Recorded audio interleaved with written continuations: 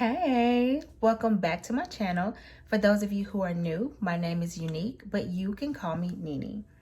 In today's video, I wanted to talk about things that I learned in my 30s. And keep in mind, I'm only 33, so these things I've literally learned in the last 3 to 4 years. And they're vital things, and I'm so grateful that I learned them now so that these things can guide me through my 30s and onto my 40s and 50s and so on. So, number one, it's just a job. It is just a job. There are other jobs in the world.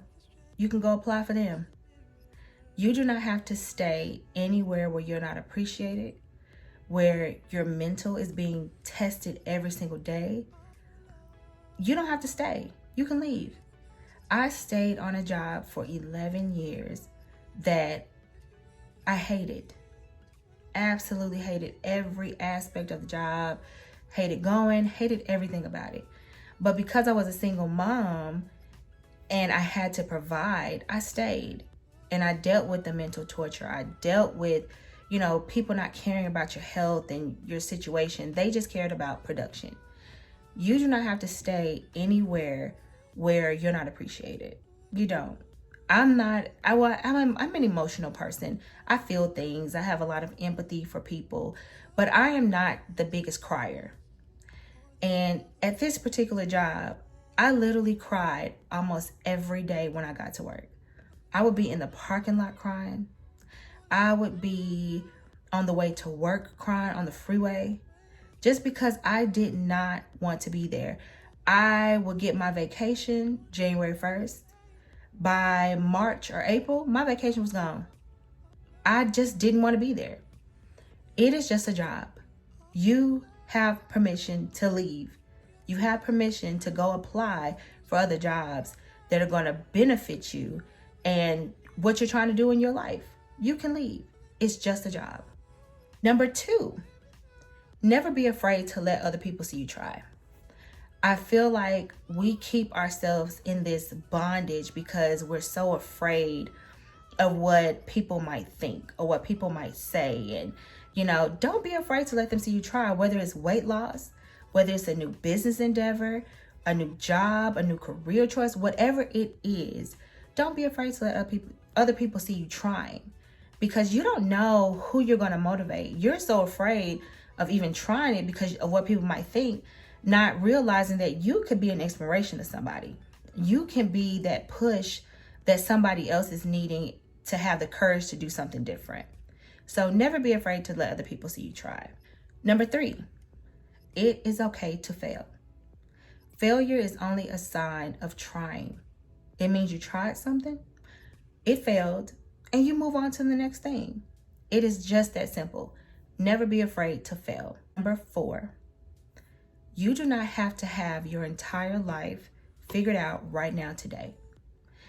There were so many things that I thought I would be doing in my 30s, or I had this image of who Unique was when she turned 30.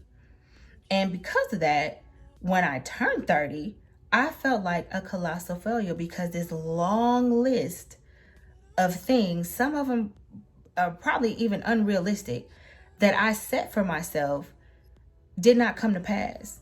And I felt like I failed because I had a certain thing that I was going to do at a certain time. And that's not how the world works.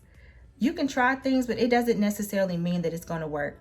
You can desire something and it doesn't necessarily mean it's going to happen for you. It doesn't mean nothing's going to happen. It just means something else greater is going to happen that maybe you didn't expect. So you don't have to have everything figured out. If you're in college, whatever, you don't have to know everything. Sometimes it's okay to sit back and just let things ride and just let life happen because it's going to anyway. So don't feel like you have to have it all figured out right now, today. You're good. Number five, which is a big thing for me, and I'm sure it's a big thing for everybody else. And I hope that if nothing else you take from this video, you take this.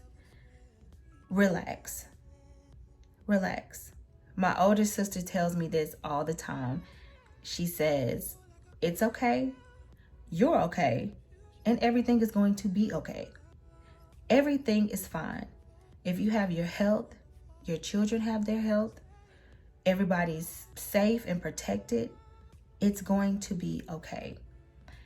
I remember my mother-in-law telling me one night I was really stressed out. Don't worry about that tonight. She was like, let tomorrow deal with that. Tonight, you just worry about resting, collecting your thoughts, and easing your mind. Relax. Number 6, always do a circle check. And what that means is be mindful about who you allow around you. If you know me like you know me, you know I am very protective of my space. I do not let everybody come around me. I don't. Make sure that the people that are in your circle are there for you, that they're showing up for you, that they're supporting you, they're encouraging you, and make sure that you're doing the same for them. But always check your circle, because these are going to be the people that are carrying you and supporting you and lifting you up when God brings you to the great things that you're going to be doing in life. You don't want nobody in your circle that's jealous of you, envious, trying to discourage you from doing things. Make sure that these people are your ride or die people. And I don't know about y'all, but I don't have nothing but ride or die people in my circle. So always check your circle. Number 7, drop everything for you.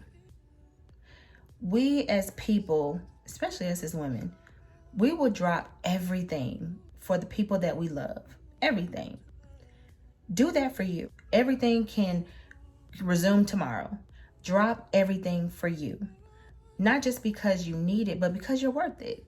Number 8. And this is definitely for like my spiritual people, my prayer warriors, things like that.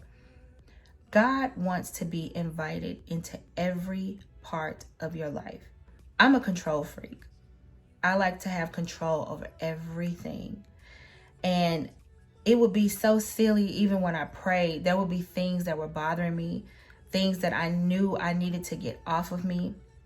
But because I felt like, oh, you need God under control. I don't need to talk to God about that, because, I can figure that out. If you feel that way, God is going to let you carry it. He's going to let you do it by yourself. He's going to be there to guide you, but he's going to let you do it by yourself until you get to a point to where you're like, okay, God, I need your help. And that's in every part. Your marriage, your personal life, your health, your finances, everything he wants to be included in. So make sure that you're inviting him. You're sending out that invitation to invite him into every part and every aspect of your life. Number 9, comparison is the thief of joy. The only person that you should be comparing yourself to is you. You should be trying to outdo yourself all the time. For a long time, I wasn't even on social media because I hated the feeling that I got when I would watch people and they would be just doing all this stuff and I would just get off feeling less than and feeling so bad about myself. And I was like, why would I keep doing this to myself? Why would I get on a platform that I know is going to make me feel, it's going to ruin my night and have me questioning myself? And it was because I was comparing myself to everything. I was comparing my life to everything. And I think that's a very normal thing to do. But when it does come, you have to check it. You have to check that at the door and be like, okay, that's their life. Social media, I will say it every single day of my life. Social media is not real. Social media, people put things out that they want you to see. You're not going to see people struggling. You're not going to see people negative in the bank. You're not going to see people fighting with their husbands. You're not going to see these things. You're not invited into those personal moments. But all that you do see is the trips, the money, the cars, the BBL. Compare yourself to you. Do your best. Be the best version of yourself. Be unique. Number 10. And I feel like this is probably the most important, well, one of the most important. Have an attitude of gratitude. Always. Having an attitude of gratitude will always cancel out negativity. If you're so focused on being grateful for everything from waking up to being able to walk, being able to talk, you didn't have to worry about where your meal was going to come from today. Yes, gas is high. It's high, but you can put gas in your car. There are some people right now that literally cannot afford to drive their cars to work, but you can. If you're so busy focusing on the things that you're grateful for, you don't have time for negativity. You don't have time to feel bad for yourself because you're too busy being grateful. So have an attitude of gratitude, spread love to everybody, and continue to do you and be nobody else but you. Those were the 10 things that I've learned in my 30s thus far anyway. But I want to hear from y'all. What are some things that you've learned, whether you're in your 20s, your 30s, your 40s, your 50s, whatever it is? What are some lessons that you're learning right now that you did not learn before? And as always, I thank you guys so much for your support and your love, and for liking, commenting, subscribing, sharing, all the good things that you guys have done. It does not go unnoticed, and I greatly appreciate it. It keeps me motivated to keep going. And as always, if you have not heard it today, I love you. You're beautiful, you're talented, you're smart, you're all those good things. And I will see you in the next video. Bye.